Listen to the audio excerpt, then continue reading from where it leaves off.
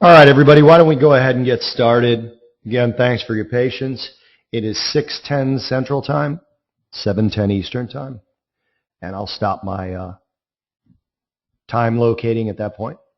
My name is Bob Iaccino, and with me today, who I will introduce formally in a second, is Mike Arnold.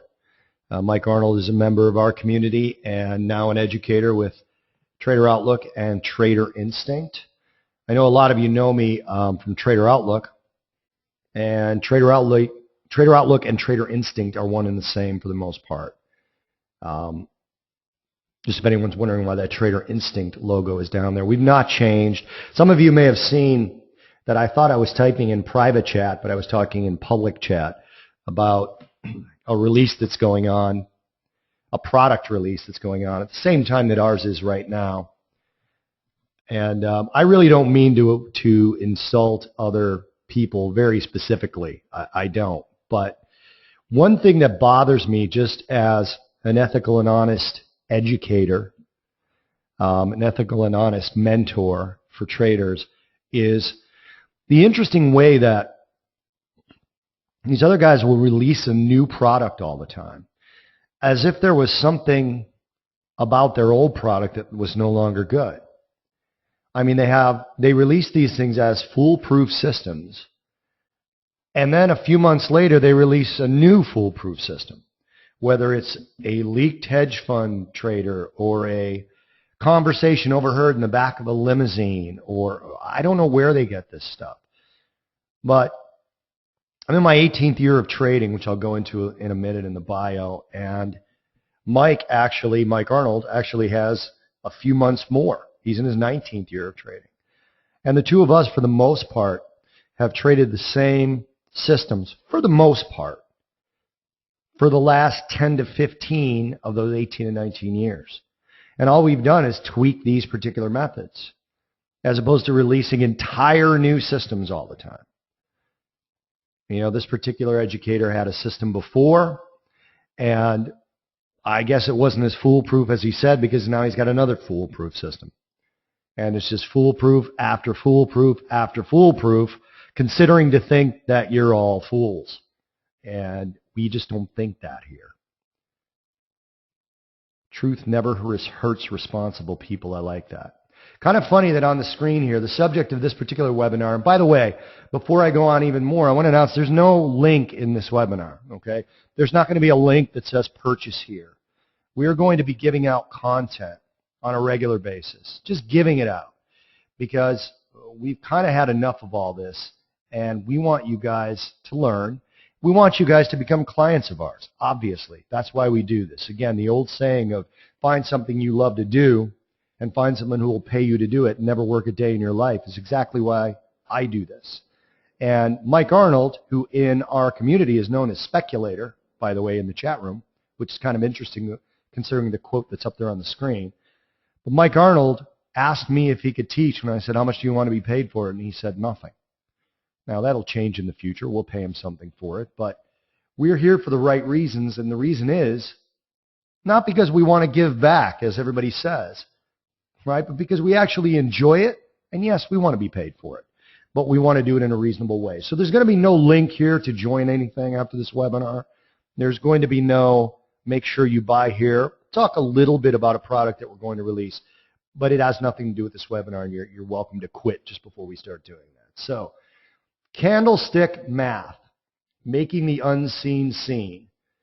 And before we go on, I just want to go with the quote from John Maynard Keynes there. A speculator is one who runs risks of which he is aware, and an investor is one who runs risks of which he is unaware.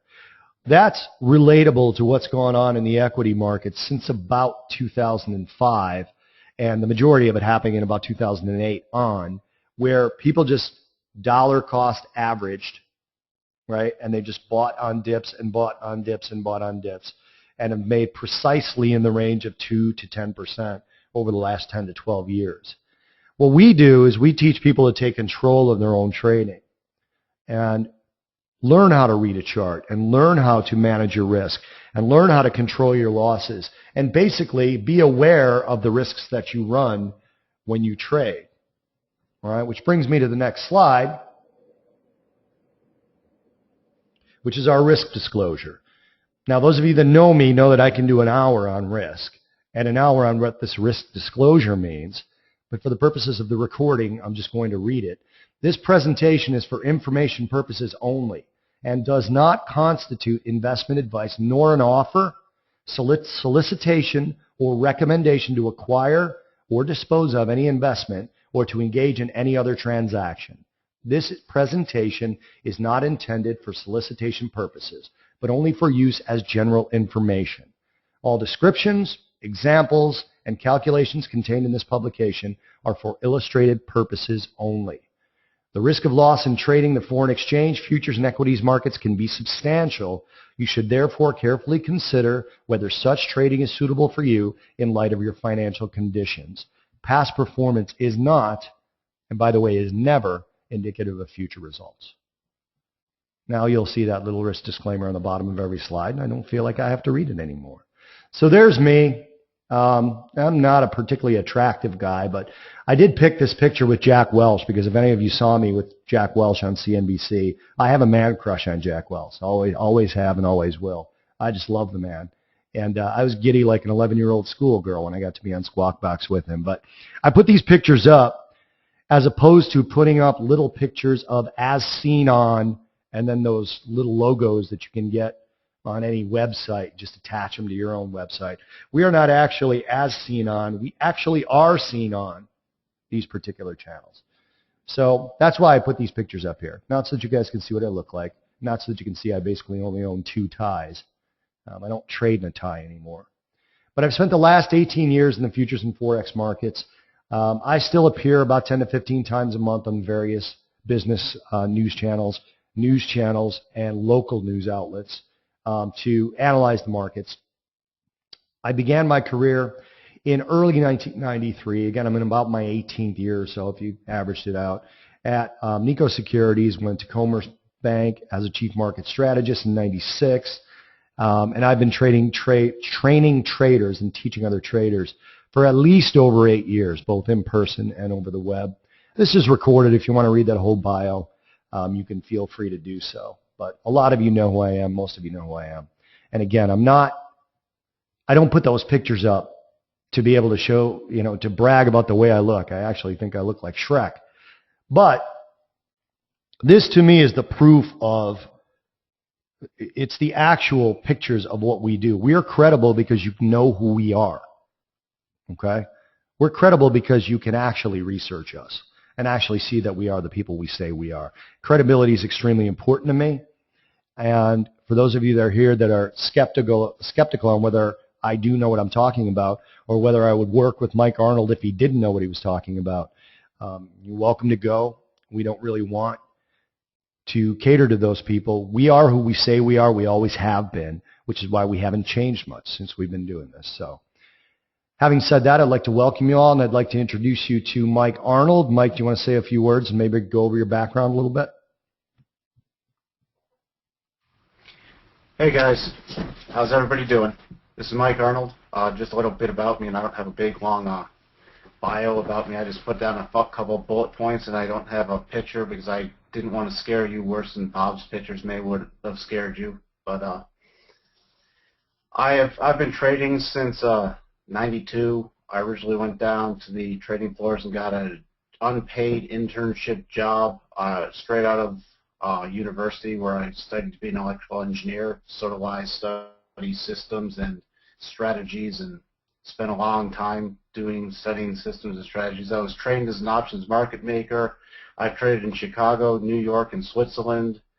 I've developed systems for hedge funds, done a lot of analysis for funds. Used to be a partner in a stat arb and pair trading training firm where we trained a bunch of traders for trading statistical arbitrage and pairs trading in the stock market. And I've consulted hedge funds on quant strategies and risk management. That's just a little bit about me. I've been involved in the market since, again, 1992. So this is, this will be my 20th year this summer. So that's just a little bit about me. Interesting thing to me about the relationship that's developed with Trader Outlook and Trader Instinct and me and Mike Arnold is that, again, Mike joined as a client, and even having more trading experience than I do, he realized that you can learn from other people and you can learn from a community like we have. So thanks again for being here, Mike, and thanks for volunteering your time. Yeah, and I never stopped learning. Over my, it'll be 20 years this summer, I never stopped learning. I will always learn from somebody. Which is why I laugh at these particular, buy the new next system that's going to fix everything tomorrow. We say all the time that trading's not a get-rich-quick, but it can be a get-rich-quicker. And it can be taught and it can be learned. You just have to take the correct path and be willing to put in the time, willing to put in the effort. And we're here to actually substantially shrink that time that it would normally take to become a successful trader. So what are we going to cover today?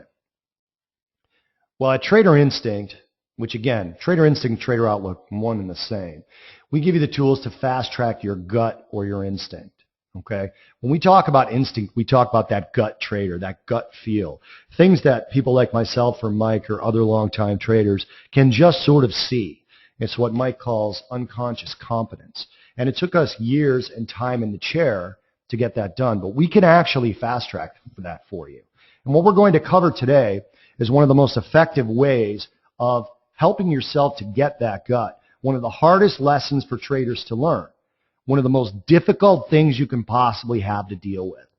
And that's eliminating noise in your trading. Now, not eliminating the noise from your charts, but eliminating that noise from affecting what you do, affecting the way you act in the markets.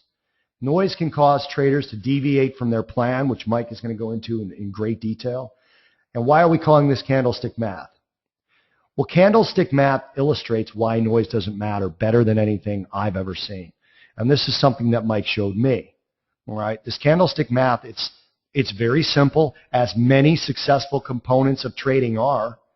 Okay, one of the ways that trading is kept out of your hands and success in trading is kept out of your lives is by this desperate need to overcomplicate your trading and think that things should be harder. Right? Candlestick math is an extremely simple way of illustrating why you should avoid the concept of noise affecting your actions at all costs. Okay? So what is noise? This is interesting because this is a Euro-Aussie daily chart. If my friend Robert is in here, he's very familiar with this. Now, this was a key reversal pattern that we teach in Trader Instinct and Trader Outlook. Okay, you can see the two arrows on the bottom. A lot of you might recognize this as a double bottom. It's a key reversal pattern. It's one of the best reversal patterns you can trade, and we trade it quite differently than the traditional way in our teaching. But basically what you had here was a trade that gave you an entry right about here. I don't know if you guys can see my cursor, otherwise I'll grab one of the pointers from the GoToWebinar box here. But if you can see my cursor, we had an entry right about here, and we had a first target at this peak, and then a second target at this 200% extension of the move. Now, initially, emotionally, it was a fantastic trade. Okay? Now, one of the things that we'll teach you in Trader Instinct down the road is that I don't care about a good trade or a bad trade from a perspective of whether they make or lose money. And that may sound counterintuitive, but a lot of trading is counterintuitive. You have to break old habits. So when I say that this seemed like a good trade, I'm talking from about an emotional standpoint. And then the trade started to suffer. Now remember, the target was all the way up here. The trade started to suffer short term, rallied back, went sideways, went nowhere, and then eventually reached our target. Now remember, this is a daily chart. Okay, so if you count this up, this is about just in the range of 20 days, 20 trading days that it took to finally get to its target. The yellow box indicates what we call noise. Unavoidable market movement that tends to affect the way that you trade and the way that you act on a trade you're already in. That's what noise is. Okay, it's movement when you're in a trade. There's noise all over this chart. And by the way, this up move is noise as well.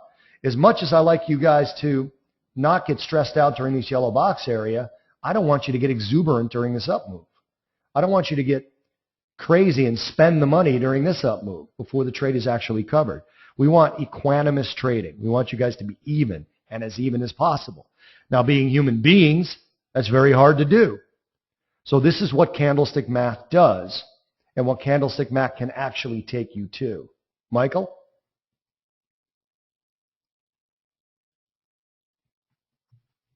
Just a quick review of candlesticks. I'm sure many of you know candlesticks, but for anybody who doesn't or just needs a quick review, the top three are candlesticks on the charts. These are, you'll see many different variations, but all candlesticks are essentially, you have an open and close, a high and a low. For a green candlestick, or as the previous chart you just saw, that sometimes we had them in blue in Trader Outlook, but a green or a blue candlestick, the close is higher than the open. The highest point on the candlestick is labeled at the high point there. It's a little wick that tops out. The lowest point is down here at the lowest wick. There doesn't have to be a wick. If it were to open at the lowest point and close at the highest point, there wouldn't even be wicks on there. But the wicks show you the extensions from the open and close on every candle. Next candle, the red candle, again, it's the only reason it's red is because the close is below the open. And again, you have the same high and low point. So, but looking at a candlestick, you'll know pretty instantly if it was an up candle or a down candle. And the last one in the top row is just simply what people call a doji, where the open and the close are the same or virtually the same. Now, I learned candlesticks back in like 92 and 93 from one of the guys who brought them to this country, Steve Nisson. And he wrote one of the most popular books on candlesticks. I studied with him a couple times. But when you look at, in the traditional teaching, any body of a candle, whether it be green or red, is called the real body, which is shown in the bottom image. So it doesn't matter if it's just the real body. And traditionally, the part extruding from the top or the bottom are called the shadows. You have an upper shadow and a lower shadow. Most people now call them tails or wicks, because wick of a candle or a tail. So those terms are used interchangeably. I don't know really anybody who calls them shadows, besides maybe a classical or classically trained candlestick chartist. So I'll just be using tails or wicks interchangeably throughout this. So that was just, again, a brief summary of candlestick basics, not to spend much time on that. So many people tend to have their emotions change candle by candle. They sit, they're glued to the edge of their seat, and they see, a big green candle or a big red candle, and they're in a trade, and oh man, they're living candle by candle. They're living vicariously. Oh, it's going my direction. Let's say you're long, and a big green candle. Oh, great, it's going up. Big red candle. Oh, great. Oh no, it's going down. Oh, is it going to stop me out? Oh, green candle again. Oh, it's going to my target. I mean, they're living candle by candle, and I have this conversation. I've coached a lot of traders. I've trained a lot of traders. I've talked to traders, and I've been training traders since I think about 1997. And it would be great if we could all just be trading robots. Hey, learn some system or methodology and just do it, without feeling anything. That would be probably fantastic for a lot of people because they wouldn't let their emotions affect their trading. But it's not realistic. And I don't think people should be robots. I still get emotional with my trading. I still feel emotions. The challenge is not feeling the emotion. I always say feel the emotion, but monitor your behavior, because your behavior is what you can control. You might feel fear as something's going down to your stop loss. You might feel fear, oh man, or disappointment is going to stop me out. I'm not saying don't try to feel things. I'm saying what you do with your action, what you do with that feeling, you can control. And that's what we really have to do. Because let's say you get that big red candle coming down towards your stop loss. Oh, I don't want to lose this money on this trade. I don't want to get stopped out. So then you move your stop loss lower. Or, it's going up towards your target, and it's starting to stall out a bit, and you've been watching it, you're watching bar by bar now, oh, but it's not moving as fast, and oh, it's close enough to my target, so I'll lower my target, and I'll just take my profits early. Or, you know, it's going back and forth, and they're tired of watching it. Oh, you know what? It's not going anywhere. Let me just exit it. Or, you know what? It's gotten close to my stop. I'll just exit early. Or it's close enough to my target. I'll just close out the trade. Again, that's letting your behavior affect your trading. That's letting your emotions affect your behavior, and then your behavior is changing your trading. So let's take a look at some examples. All right, now I want you guys to imagine you're just checking in at the close of each bar. Pretend, I mean, maybe a lot of you, maybe some work full-time, you can only trade on a daily chart. Or you're trading on a 4-hour chart and you're just checking in at the end of every 4 hours. Or it could, whatever time frame, but let's just say you're only checking in at the end of every time period, and we'll just say it's a daily chart. So this is something we trade off of trend lines a lot, and this would be considered, even though this is a made-up example, it's somewhat of a valid example with a trade setup we watch for. So we're just saying there was a valid entry at the close of this bar, and again we're checking in at the close, so we're taking the trade in the close. Now we always have a stop for every one of our trades. We always know what the stop is when we enter. So we're putting a stop below the significant level. And again, a significant level is something that gets taught in Trader Outlook or Trader Instinct. We're not going to go into that right now, but just assume that the stop is below this key level, this significant level. We also know where our targets are. So we have a target for this trade. So now the trade's unfolding. Okay, we have 2 days later. Oh, wow, it's getting really close to our target. It's getting really close, but there's nothing for me to do. Oh, I get home the next day, I'm looking at this. Wow, look at that tail on that bar. It was a downward close, but that tail got close to stopping me out, but I wasn't here to watch it. You know, now it's not anywhere near my stop. That was close, but just missed my stop, but let's see what happens. All right, we got a green candle, okay. Hey, we hit my target. Trade's closed out. Trade's done. Let's go on to the next trade. You know, again, it wasn't good or bad. It was a trade that hit the target, and it didn't get stopped out. It just went through it bar by bar. All right, but have you ever done this? So again, similar. We get a valid entry. Just like the last time. We know where our stop is, below this, again, the key level. We get a target. We figured out our target. Okay, so the trade starts going. Oh, great. It's going towards my target again. Fantastic. I'm really happy about this. Whoa, that upper tail, it just missed my target. And what? Oh, man. I'm down. It's right near my stop.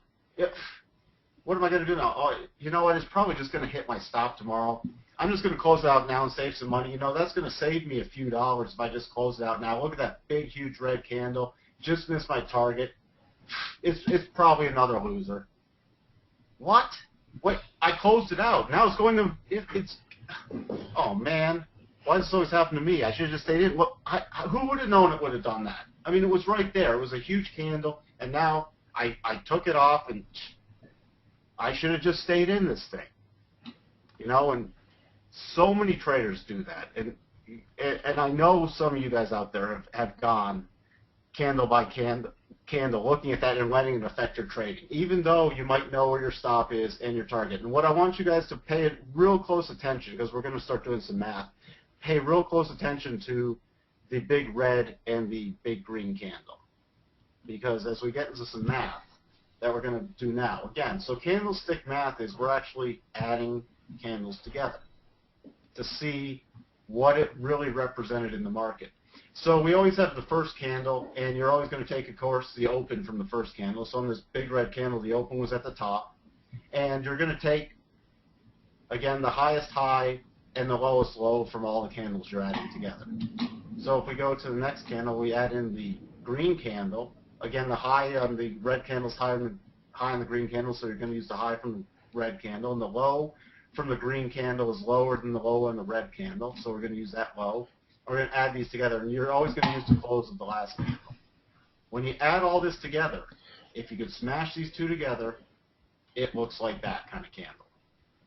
Okay, and there are formal names for all these candles, and we're not going into those. I mean, some people would call these, depending on how high that upper wick is, it could be a hammer or a hanging man, depending on the different interpretations. But this is generally a bullish candle.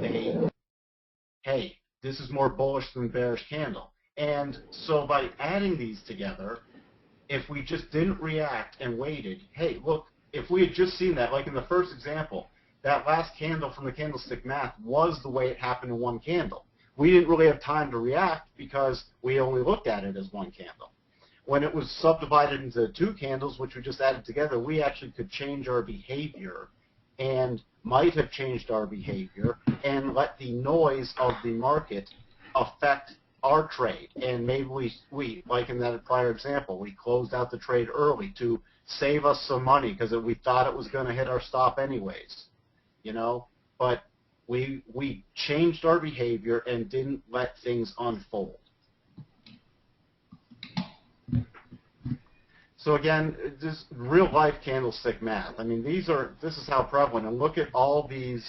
These are essentially railroad tracks. A lot of people call them the railroad tracks. You have two big candles next to each other, and some of them are bullish engulfing or bearish engulfing. There's all the different lines for it. There's many different terms, but if you just and we don't even need to go into that. If you just start looking at all the key points in this chart, where if you smash two candles together, it completely changes the way this will look. I mean, there are breakdowns where it is key bottom on the key bottom one right here, where okay, it looks like it's going. Look, there's two red candles and there's a huge red candle. Oh, we're going. I'm short. This thing's going all the way down. Oh, this is great. Next candle. Big green candle that actually almost engulfs the whole red candle. It actually engulfs the whole body of the red candle. If you smash those two together, you get a nice bottoming formation. So you don't know. You can't go through.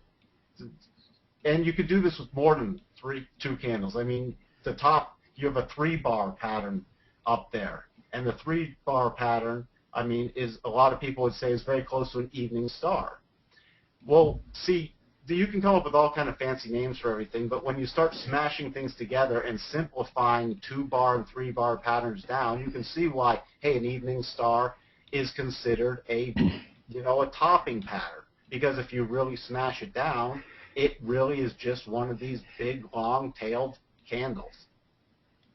And it's a great point, guys, because when you look at especially this 3-candle formation here, okay, this looks like a bullish event. All right, you have a little bit of a rotation here, and then this looks like an extremely bullish event. I mean, the market's going to the moon. But then when you combine these candles, you end up with what some people would call a predictive bearish pattern. Now, are we saying that you're supposed to be able to predict that this happens and anticipate this? No. What we're trying to illustrate in candlestick math is the markets move and change minute by minute, hour by hour, day by day. And having a plan and sticking to that plan couldn't be more illustrated than it is in candlestick math. When you look at this massive bullish event, 2 candles later, turning into a predictive bearish event.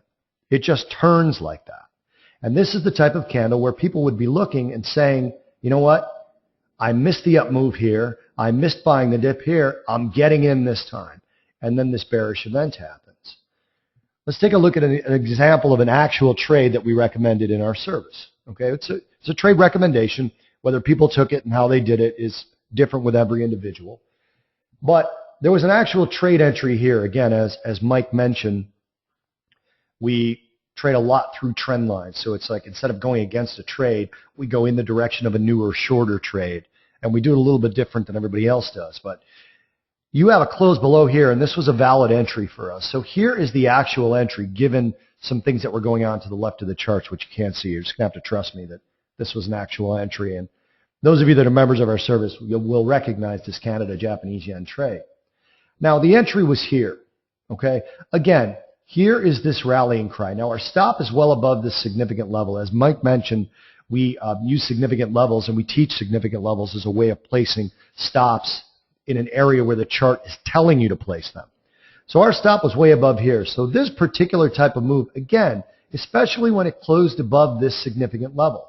A lot of traders might have the emotion that's going through their soul when they sold it here and they're watching this happen.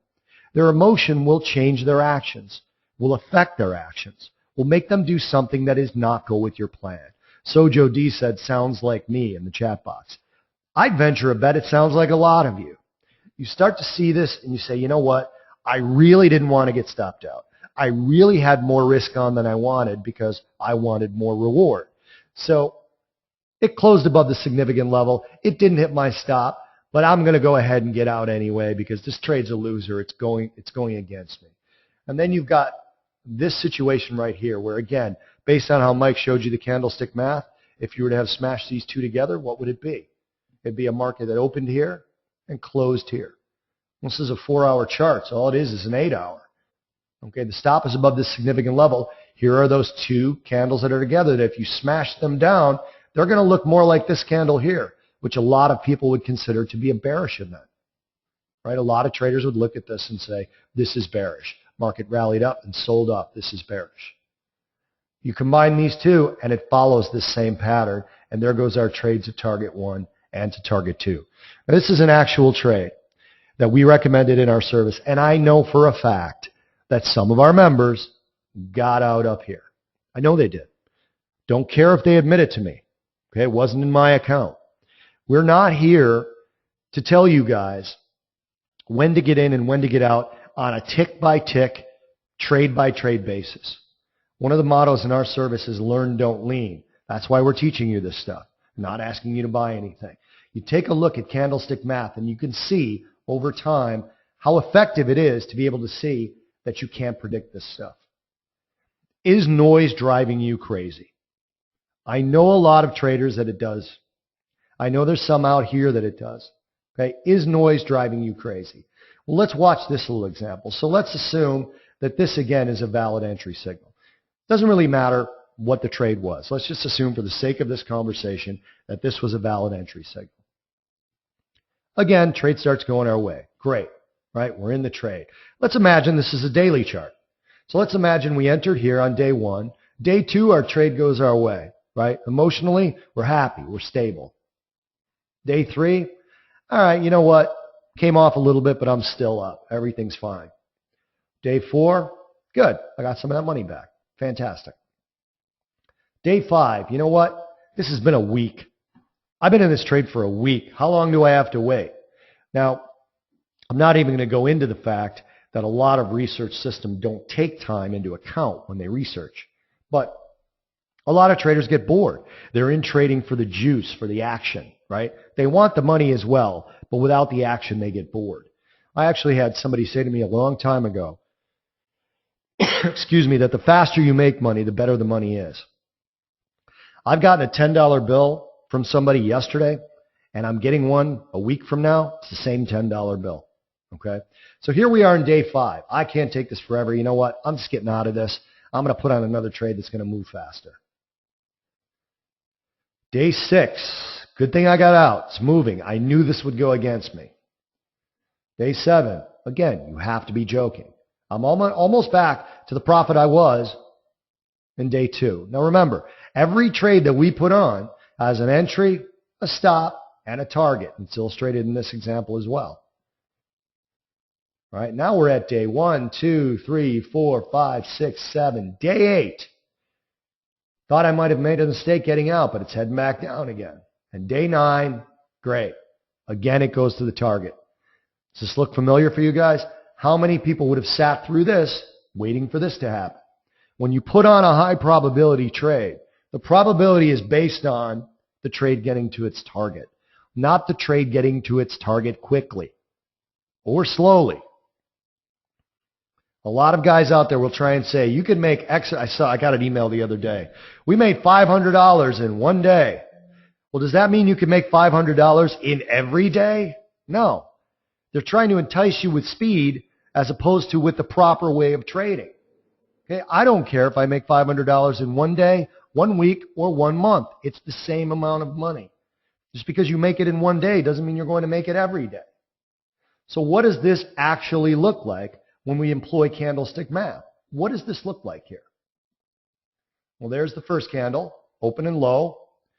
Candle 2, you've got a high in there. Add it together. Add candle 3, add candle 4, add candle 5, add candle 6, and add candle 7. What do you get? A market that went nowhere. Precisely nowhere. It opened here and it closed here. The next candle that follows this goes right to its target. We don't do anything based off of this. And that's the actual trick. When you read my email and said, we're going to show you a charting trick, this is the actual trick. Okay, the trick is to get noise out of your actions. Take it out of your actions and follow your path. Follow your trading system. Follow your discipline. If you look at this area right here, this is a Euro US dollar daily. If you went on vacation here and came back here, you'd think, looking at this, wow, the market was going crazy. It's down 2 days, then up, then down big, then up again, then down huge. This is obviously the weekend because you've got a gap that filled, right? Then up again, down again. This is like 9 days of trading. It's almost 2 trading weeks. What does this actually equal? Here's the open, here's the close. It equals a market that went precisely nowhere. It opened here and closed here. If you watch any financial shows right now, you'll see that people are saying if you invested in the S&P 10 years ago, you've returned exactly 0. But you know what the S&P did in that 10 years? It went like this. And people are trying to tell you, well, it went nowhere. That's because it didn't go anywhere. And this Euro US dollar in this particular time period in August of 2011 started here and ended here. This is just a doji. It's just one big doji. That's all it is. So should you have been affected if you were in a trade by a doji? If you smash this together and stick that doji right in the middle of the chart, you wouldn't be affected by it. Remember this trade that we showed you at the very beginning? In this particular trade, we showed you an entry here, a target number 1 reached, and then a target number 2 reached at this 200% level, right? And then this yellow box indicated the noise. Again, the stop was below this blue line, another one of our significant levels, right? Let's take a close look at this and see what this box, this noise actually was. Here's those 2 arrows, the trigger, we got in the trade here, reached target number 1 right over here, and then here's where we reached and fell short. And now here's the noise. It begins in this candle right there and ends basically at this candle. Right here is the noise. That's 1, 2, 3, 4, 5, 6, 7, 8, 9, 10, 11, 12, 13, 14 trading days of noise. Let's block it off. And let's replace it with what that 14 trading days of noise actually represented when you employ candlestick math. That's all it was. Now, if I could compress this chart so that this spinning top or hanging man or shooting star, whatever you want to call it, if I could compress all this so that this fit in here tight like all these other candles do, you would look at this and you'd say, great trade. It was pretty much a straight up move. But it wasn't. It looked like that. But when you employ candlestick math, you notice, guess what? It wasn't much of a move at all. It never stopped us out, and then it got to our target. So why were we all stressed out during here? Which again, I know a lot of you would have been. This really illustrates, in my mind, this candlestick math, this concept of candlestick math. If you actually were to just take sections of your charts, doesn't matter if you're in a trade or not, and employ some candlestick math and just kind of combine them all and see where the low of several days of movement would be and where the high of several days of movement would be. And just create it. Let's just look from here to here. Here's your open. Here's your close. What did the market do in this little area? Nothing. Nothing at all. You don't have to trade just because the market's moving. You don't have to exit a trade because it's coming to your stop. You don't have to exit a trade because it's near your target. You stick to a plan And hence, we go back to the statement at the very beginning of the webinar on the title page. A speculator is one who runs risks of which he is aware. That's all we're trying to do here.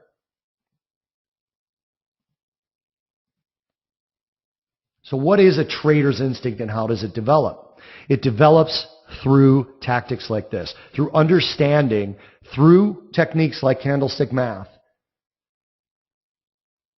Okay, that sticking to your plan and accelerating your time in the chair by understanding concepts like candlestick math is where it comes from.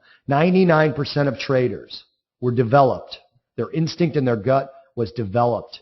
They were not born with it. And we know we can actually teach it through techniques like this. It takes the following to develop a trader's instinct. And these are not in order, okay? But it's a proven system, proper money management, a clear, well-developed trading plan, and daily reinforcement of taking the correct action. The next time you find yourself exiting a trade because you got nervous, one of the funniest parts about the examples on here is how Mike put a lot of these together. How Mike had examples of people exiting trades early and then still watching the trade after that. Why do you think you're doing that? Because you want to see if you did the right thing. Guess what? If you assessed your risk before you took a trade and you exited it early, you did the wrong thing. 100 times out of 100. Now, the key statement to that is if you assessed the risk in the first place and accepted it.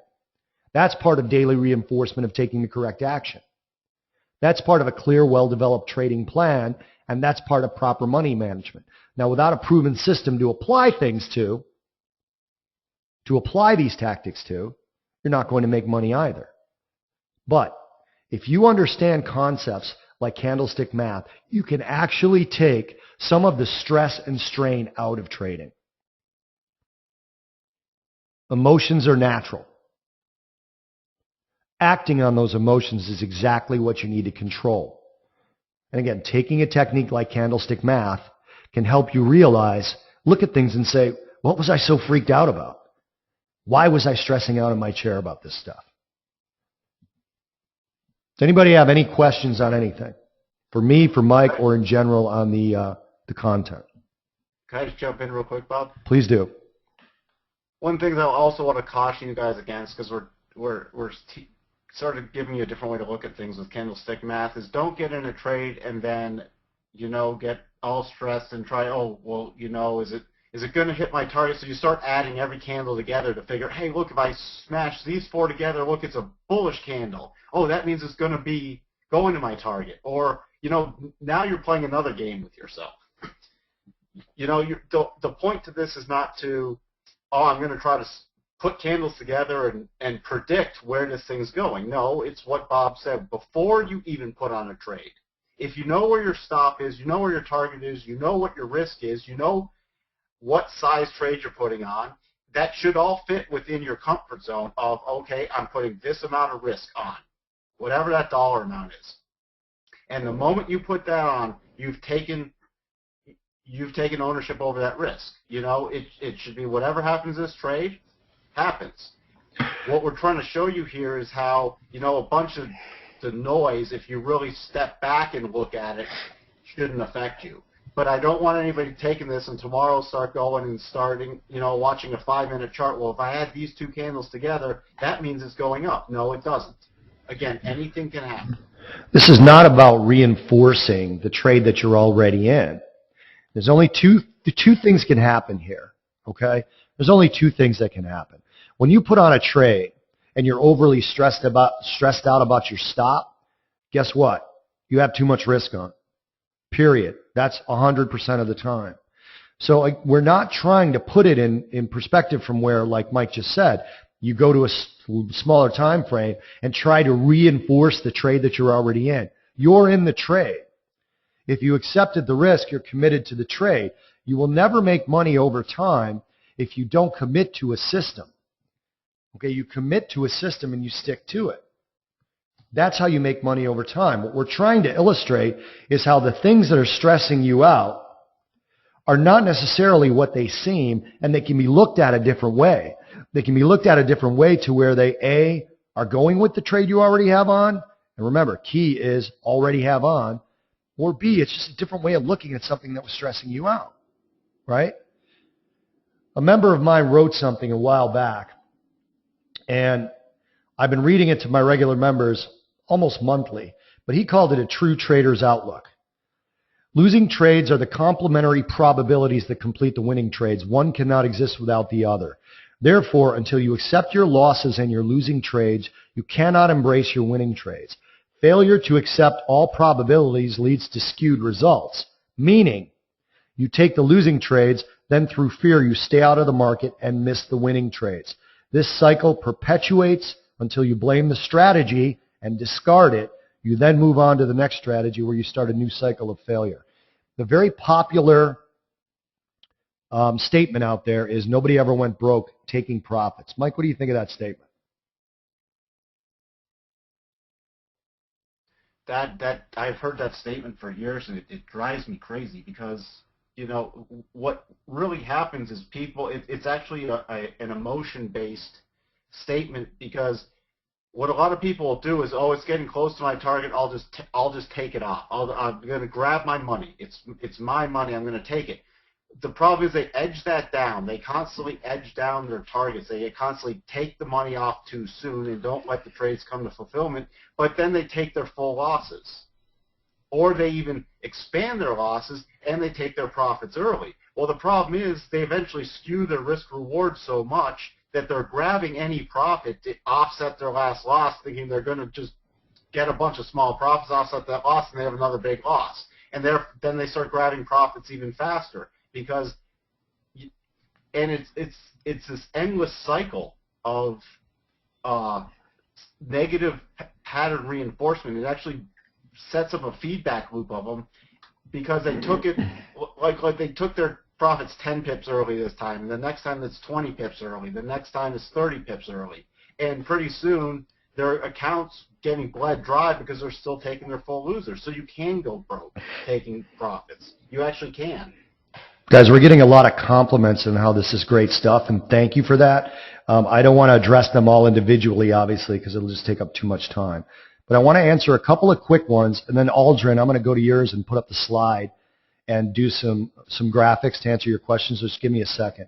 Gene says, so once you put on a proper trade, there is no event in the universe that can make you exit early? And he puts that in the form of a question.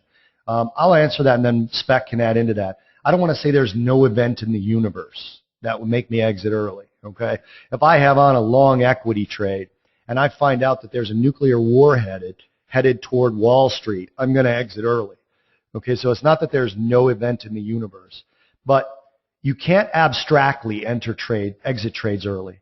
If you do that, you're skewing the results that you researched in the first place. We all know past performance is not indicative of future results, right?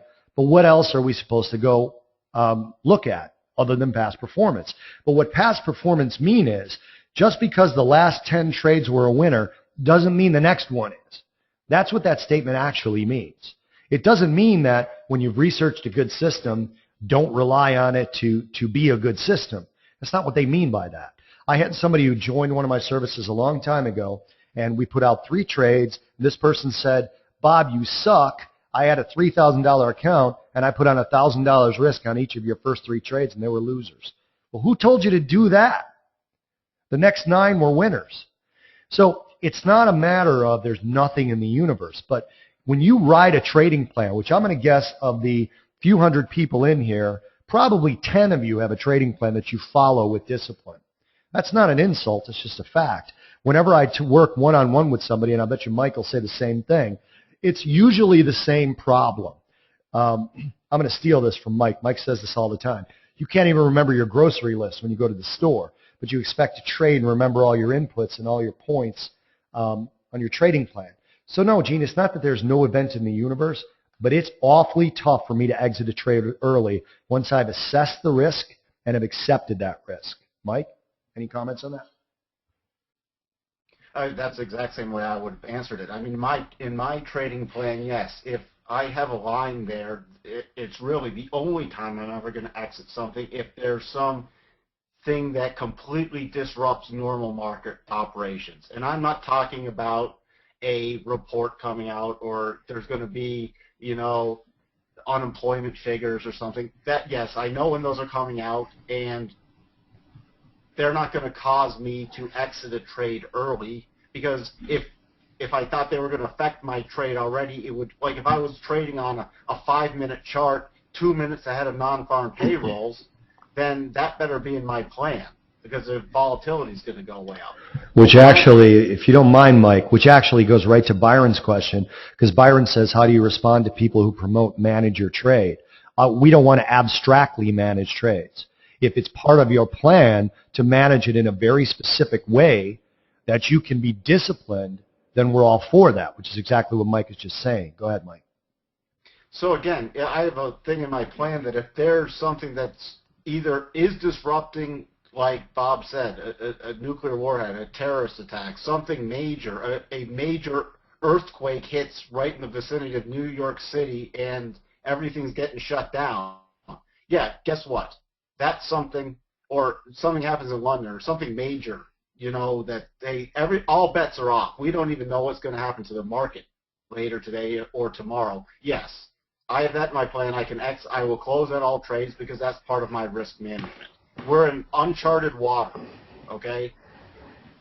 If I'm going fishing in the deep sea or I'm going scuba diving out there and I start to get on my scuba gear and I look over the side and there's like 4 great white sharks, I'm not going to jump in the water because that's uncharted territory for me, okay?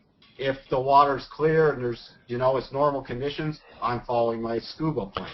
But so there are certain things, but it's something that's going to be very, very rare if you ever hit it. Alvin, this is recorded and will be sent to you guys. Yes, Alvin. Excuse me if I say the name wrong. This comment I want to read. Eusebio Nani said, your presentation confirms my own experience. The day I understood to tick the trade based on my trading plan, as long as it is associated with risk, as long as associated risk was staying in my accepted and managed risk limits, I began to see my winning rate and my profits increase tremendously. So I just wanted to read that. That's from somebody else's experience who is not a member of ours. Vladimir says, Bob, math is good, but as I understand it, is not your primary system. Can you say a couple words about your trading system? My trading system is price action and technically based. Okay, and Mike's is the same. I taught a specific trading system when Mike joined Trader Outlook / Trader's Instinct. He helped me improve my strategy with a couple of extra pieces. And the release product that we're going to have very soon is basically my same strategy 2.0 with Mike's inputs. But it is not a brand new strategy. It is a way better version of the same strategy I've been trading for the last 10 to 12 years. So no, I don't use specific formulas in my trading. In certain instances we do. Okay, there's a bunch of core entries, and as I do with every single trade, they have targets, they have entries, they have stops, and it is a teachable system. I'm going to go to Aldrin's question here because it's probably a question a lot of you want, but I'm going to move the slides here and go to a specific section to explain it. Okay. Aldrin is saying, aside by looking at it, because it's easy to add if it's only 2 candles, but like the recent example in sideways, there are 14 candles. How do you add it, which results in the hammer? Let's use this doji example, Aldrin, and I'm going to grab a little pen tool here, and this is going to look terrible, but it's much easier than you're making it. We call it candlestick math, but it's not really the actual addition and subtraction. If I'm doing these 3 candles right here, okay, you're just going to look at the high, the low, all right, the highest open, and the lowest close. These 3 candles essentially end up looking like this.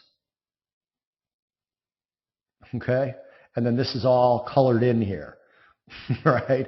Like I said, it's not going to look really good. But you really don't have to do actual math. Okay? It's not actual math that we're trying to do. It's just the way that the candle is going to look if you smashed all the candles together. We call it candlestick math, and you could do it that way, but that's not really what it is. It's really just a visual of the way the candle should look. So if I go to Let's take a bunch of them. Well, let's just use this one right here. Here's the open, and here's the close. Here's the high, and here's the low. Okay, so really, that's what this represents. Taking all these candles and smashed together. All of this price action in here, okay, is represented by these two long wicks. So if you just were to be able to take it and compress them together, you would end up having it. You don't need your math. You just take the highest high, the lowest low, and then the first open and the last close of the group of candles that you want to compress. Okay, so it really doesn't get more complicated with more candles. And again, you're not going to do this during trading. You're going to do it as an exercise. Take your charts and actually do this as an exercise to show yourself, well, that particular noise that was driving me crazy in all my other trades actually didn't mean a thing. It didn't mean anything. It was just a doji, right? Or it was just this one right here. It was just a hammer. Again, if you're taking this example, right? You're taking this open right here, and you're taking that close, and that's the bodies, and you've got the high and the low, and that's it. It ends up looking like that. Does that make sense, Aldrin? Gino says, is reducing risk with a trailing stop wrong? Again, Gino, it's not, if that's in your plan to use a trailing stop, we actually use trailing stops. Actually, Gino, I think you know that. We actually use trailing stops. So we're fine with trailing stops. Okay, we're good with them, but it needs to be part of your plan. Okay, it needs to be something that you do the same way every single time. Okay, you don't want to change it. Yeah, and you don't look at a candle and say, you know, your trailing stop should already be you should already know what your trailing stop is. It shouldn't adjust based off of, oh, we just had this kind of candle. Oh, I'm going to trail differently. You know what? Your trailing stop you should already know ahead of time how you're going to trail out of the trade, not adjust it based off the most recent emotional candle. Okay? Now, it might trail candle by candle. It might trail on a moving average. It might trail many different ways. And yes, your stop will adjust as each candle might unfold. But then you shouldn't be overriding that stop and fine-tuning it based off what you just saw happen in the market. Okay? You shouldn't go, oh, I'm going to tighten up a bit because extra than it normally would be because, you know what, I just saw this happen in the market and it's probably going to stop me out, so I'm going to edge it up a few pips so to save me some money if it does kind of stop me out. No, you should already know where your stop would be, and it's there until it moves as according to your plan, not because you're moving it based off the latest candle in the market. Question by Sharon Ford. I'll give my opinion, and then Mike, if you could give yours as well. What are your thoughts on stop hunting by market makers? Not really what we're talking about here, but I say the same thing that I say to everybody. Okay, we all work under the same system. Okay, so if there is stop hunting by market makers, you know what? Part of the reason we don't fall prey in our particular method to stop hunting by market makers, whether it exists or not, is because the market makers are not going to go through these critical levels if huge institutions and huge traders are defending them. Market makers it's a very tiny problem in my opinion. Mike? Yeah, I agree with what you said, and I always look at, whenever I've been trading for years, I put my stop where the trade will be invalid. So if the market goes there, the trade is over in my either for my system or whatever I'm following. It means, look, this key level was violated. And if that happens to happen once in a blue moon because somebody, you know, there was stop hunting and there were a bunch of stops in the key area and mine happened to get hit out, then that's fine. That's just part of trading. But it does not. I've been doing this since '92, and it is not at least in the way I trade in my trading, it's not something that I worry about, that I focus on, or anything else. And I've seen a lot of people, and I'm not a scalper by any means, so I'm not referring to stop hunting, you know, where I'm going for a 3-pip move with a 1-pip stop, because I can't speak to that. But what I can say is that again, my stop's where the trade becomes invalid. It's put in a logical place on a chart. It's got to go through key levels to get that. Now, if it slices through that many key levels, then the trade's done. The trade's over. I'm stopped out, and I don't worry about. And what I was going to say is that a lot of people use that as an excuse. I've seen too many traders. Oh, they were hunting for my stops. I got picked off again. Well. And I can't speak to very micro scalping, but in the way I trade based off the longer term charts, 1 hour, 4 hour, daily, it's never been an issue for me. Never, ever. And I don't look to blame anything. Again, when I get in the trade, I know where my stop's going to be, and that's where it's going to be. If I think my stop's in a stupid place, I'm not going to put on that trade. It's going to go to where my stop's in a logical place, and therefore, I'm not worried about having it picked off. One of the things we try and teach, and just so you know, Mike, Sharon said, well said, I like that perspective. One of the things that we try and teach a lot of our students is to think about the what of the market, not the why. Okay? Trying to figure out why you got stopped out of a trade doesn't put any of that money back in your account. And trying to figure out why you just got a trade that ran to your target in 10 seconds does not increase the amount of money you just made. It just doesn't. I've seen traders spend so much time going, oh, I got stopped out because of the BOJ. Well, you're saying if the Bank of Japan didn't exist, your trade would have worked? I mean, it's just, you have to take responsibility for your trading. Okay, and that's why people want, they want automated systems. And our particular method is easy to learn and easy for us to teach, but it's the kind of thing where if you're willing to put in the work and stick to discipline, you can do this. This can be done. All of you out here listening right now have the ability to trade. Every single one of you. Okay, but you've been misled and told the wrong things. Okay, the right thing is, I don't care why I got stopped out. I don't care. I've never cared. If I get stopped out, the money's out of my account. That's it. Alvin says, would trailing the stop with the ATR be a good way to carry out? Alvin, that's probably a whole nother webinar, and we will be teaching that in the release that we have. We're having a release called Traders Instinct Bootcamp, where we're going to be combining our strategies along with a lot of this perspective stuff that Mike and I have. I traded on the Chicago Mercantile Exchange floor and the Chicago Board of Trade. Mike traded both in Switzerland and in Chicago, and he traded on the Chicago Board Options Exchange floor. We learned a lot down there about what trading actually is. Okay, you think about gambling. Okay, does a casino actually kick and scream when you win 5 hands of blackjack in a row or 6 hands of blackjack in a row? No, they just keep you playing because they know that the odds are in their favor. What we try to do is make you the house. And then when we make you the house, you're then able to sit there and go, all right, I got a loser, no big deal. I got one candle going against me, not a problem. Everything's fine. Just keep playing. Just keep doing it. Sir, upon subscribing to Trader Outlook, is there a course included?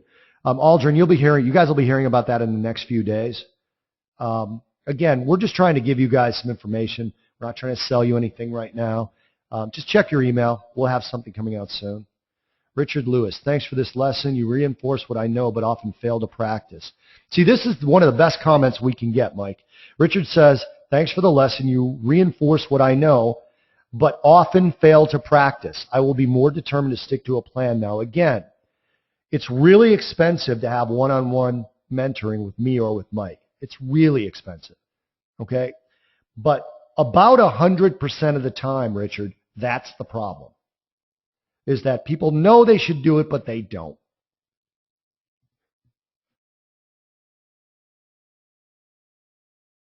And again, it's what I said earlier. It's you can feel and a lot of people don't do things because they let their emotions overrule them, and they live in the moment. So, we're not saying don't feel those things, but you need to go back to, okay, what action am I going to take? You can all control your actions, okay?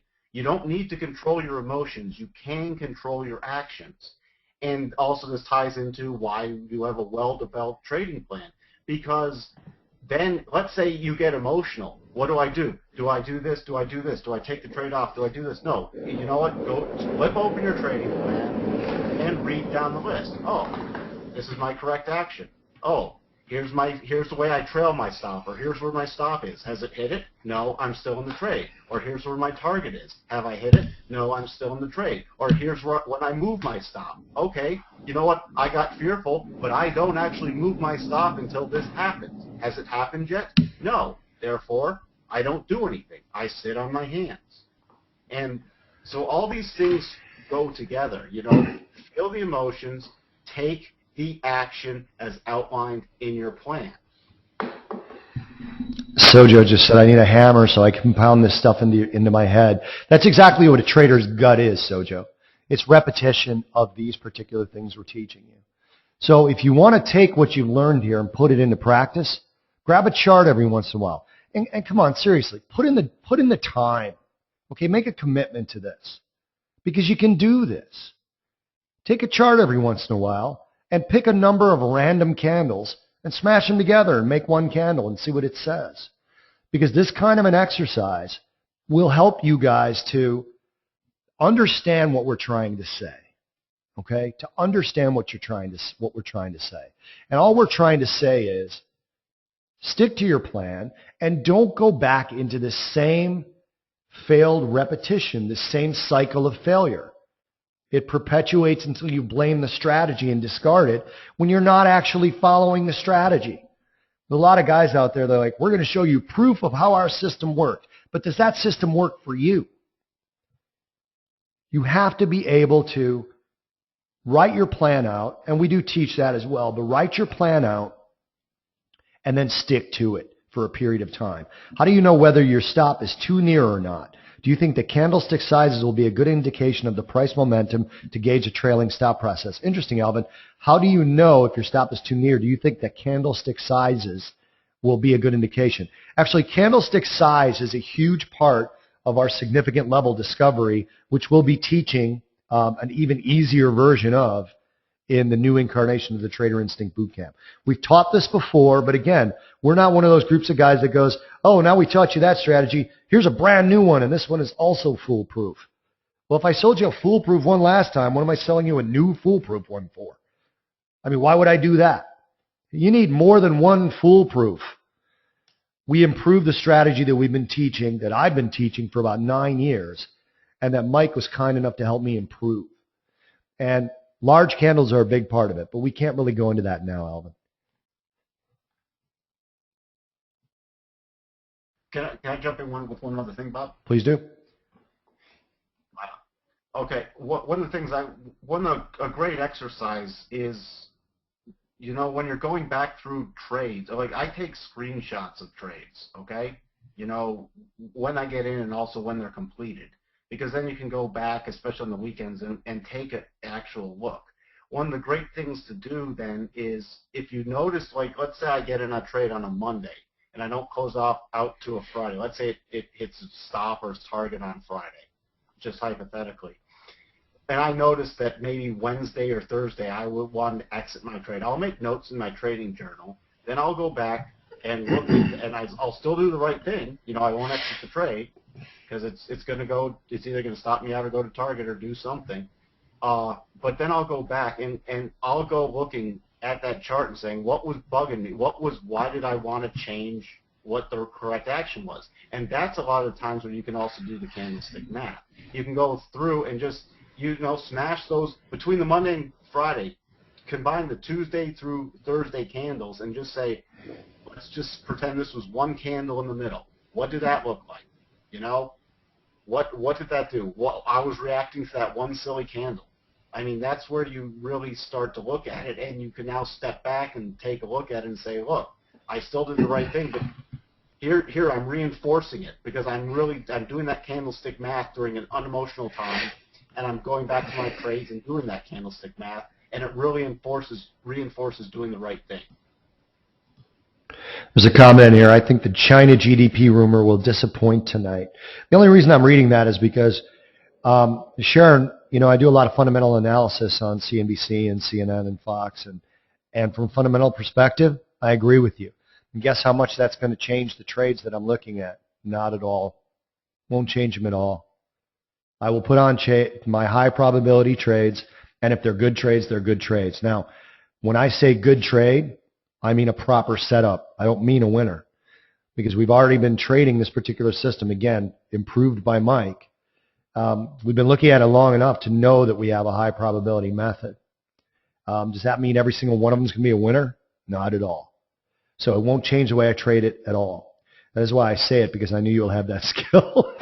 Sharon just set me up. That was awesome, Sharon. She knew I would comment on it. She just set me up. All right. Any other questions, guys? We've been at this for about an hour and a half, and I think you should all stop hearing our voices and move on from there. Anything else? If anybody else is typing a question, you're just slow at typing, just throw in a wait 1 second or the word wait or something, and we'll wait. But otherwise, I think we will call it a night. Again, a lot of you are typing in compliments. Thank you for that. I just don't want to address them all, individually like that. Mike, any closing words? And again, thank you for being here, and thank you for being a part of this with us. We couldn't be happier to have you as part of the team now. I just want to thank everybody for listening to us, and I hope at least one thing that we said or showed you will just help you being a more consistent trader. If it helps you with what you're doing now, and you can take this knowledge and take your trading to the next level, then I've accomplished why I've spent this time and I'm here. I just love to share with people as much as I can about trading, because I love it. And I thank you all for listening. Cheers, everybody. Thanks for being here. And again, thanks for all the compliments.